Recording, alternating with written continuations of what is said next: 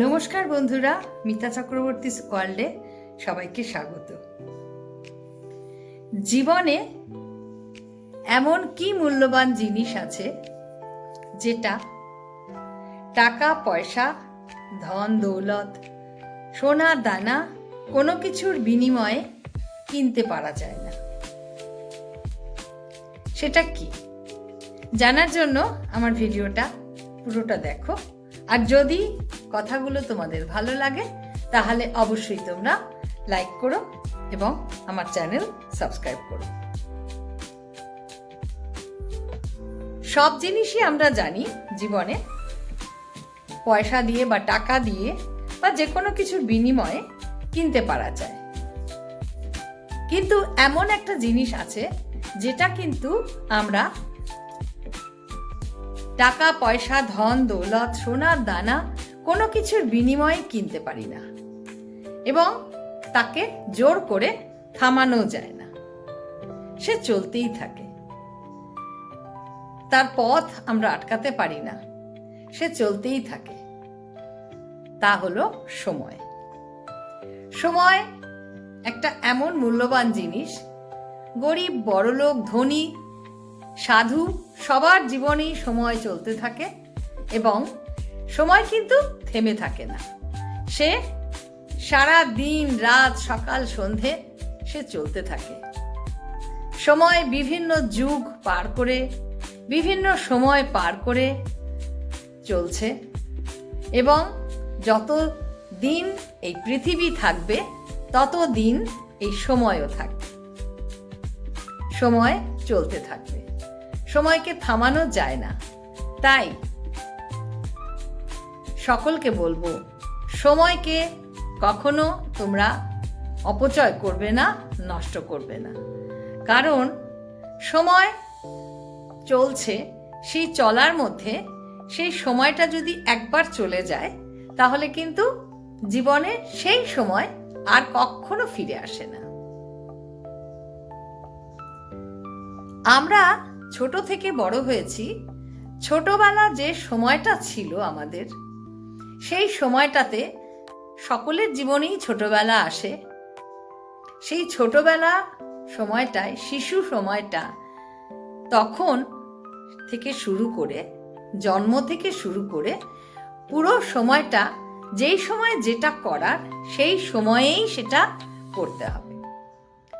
যেমন ছোট্ট বাচ্চারা যখন খেলতে চায় তাদেরকে খেলতে দিতে হবে যাতে তারা মনের আনন্দে খেলতে পারে। কারণ এই খেলার সময়টা চলে গেলে তারা আর কিন্তু সেই সময় ফিরে পাবে না। যখন একটু বড় হবে তখন পড়াশোনার সময়, পড়াশোনার সময় পড়াশোনা করতে হবে, শিক্ষা লাভ করতে হবে, নানান কিছুর শিক্ষা যেটা আমাদের জীবনের পথে এগিয়ে নিয়ে যাবে।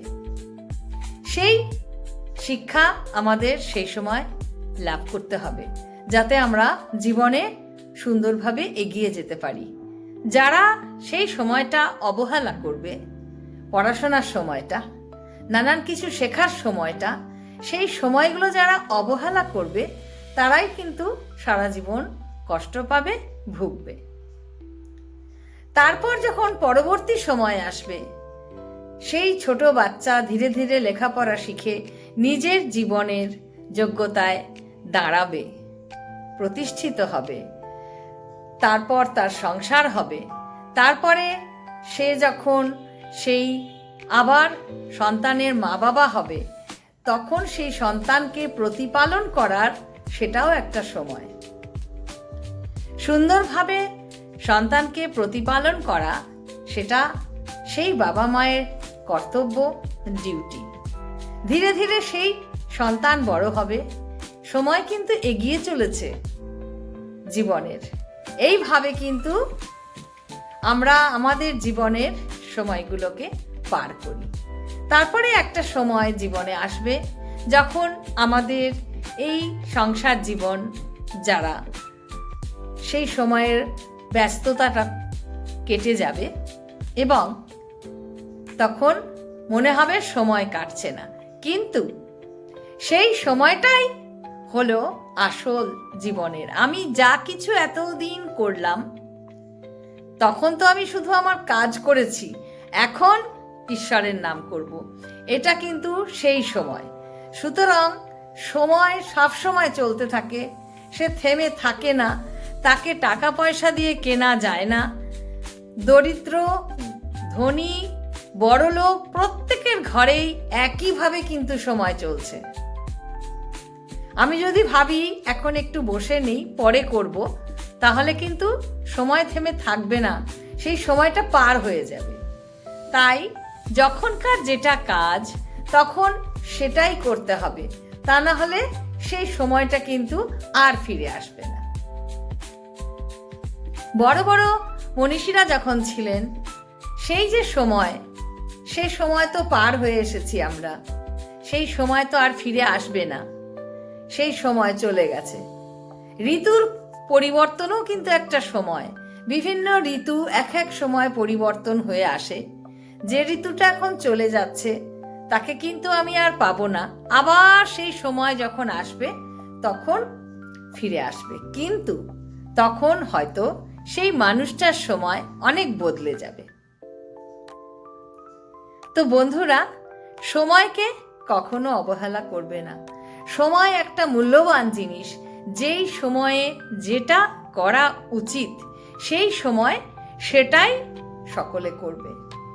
এবং আমার মনে হয় সময়কে কেউ তোমরা অপচয় করবে না। সময় অনেক মূল্যবান, তাকে থামানো যায় না, তাকে কেনা যায় না, তাকে বলা যায় না যে তুমি একটু অপেক্ষা করো। সময়ের মতন সময় চলতেই থাকবে। আমার কথাগুলো আজকে এখানেই শেষ।